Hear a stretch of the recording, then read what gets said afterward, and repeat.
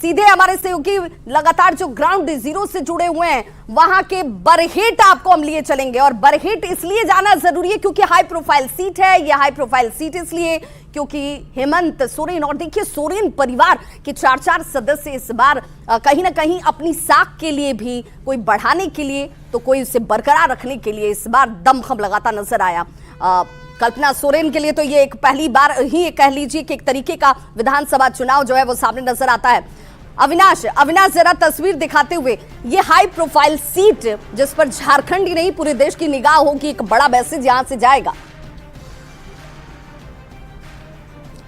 नहीं, ये high profile seat है और हम आपको तस्वीर से फिर से एक बार आपको दिखा भी दें कि जो कतार है, मैंने पहले भी कहा कि मुझे लगता है कि बरहेट की इस तस्वीर से जो अलग अलग 38 जो अगर हम विधानसभा क्षेत्रों की बात करें उसमें से 37 की बात करें तो उन्हें ये सीखना भी चाहिए, देखना भी चाहिए कि किस तरह से भीड़ सुबह के वक्त यहाँ नजर आ रही है और उनको भी घर से निकलकर मतदान करना चाहिए।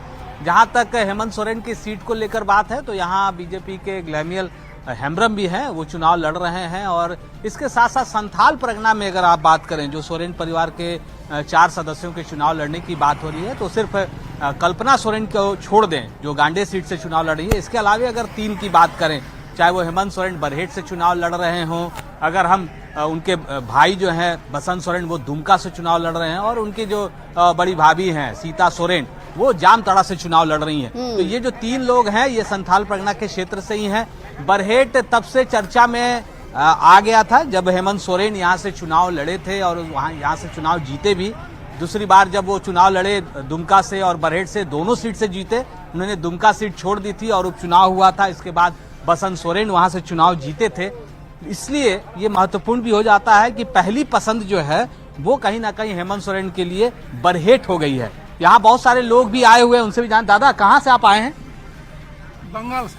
बंगाल से। वहाँ क्या काम करने जाते हैं? जी हाँ। से बात कर लीजिए। आज कल ही आ गए थे कि आज आए? कल आए। कल आ गए थे वोट के लिए। वोट के लिए। आप कहाँ से आए दादा? कहीं बाहर से आए हैं आप? नहीं, बाहर से नहीं, लोकल। लोकल बाहर से आप लोग भी कोई आया है और वोट करने के लिए? देखिए, कुछ लोग जो है रोजगार के लिए भी जाते हैं बाहर, और वो लोग सभी लोग यहाँ जुटे हुए हैं और जो भीड़ है वो लगातार बढ़ती भी चली जा रही है। क्या दादा, इस बार कोई नया रिकॉर्ड आप लोग करेंगे? देख रहे हैं इतनी भीड़ है। देखिए, पब्लिक के ऊपर है। हाँ, हम लोग कौन सी बोलेगा, हम लोग तो वोटिंग परसेंटेज की बात करें। हाँ, परसेंटेज हम लोग का लगभग 1%। वोटिंग परसेंटेज कह रहे हैं कि हमेशा बढ़ता है। क्या दादा, कितने बजे आए थे? हम लोग 5:30 बजे आ गए हैं। कोई काम नहीं किए? नाश्ता पानी? नहीं, वोट दे करके ही खाना पीना होगा। नाश्ता पानी दादा?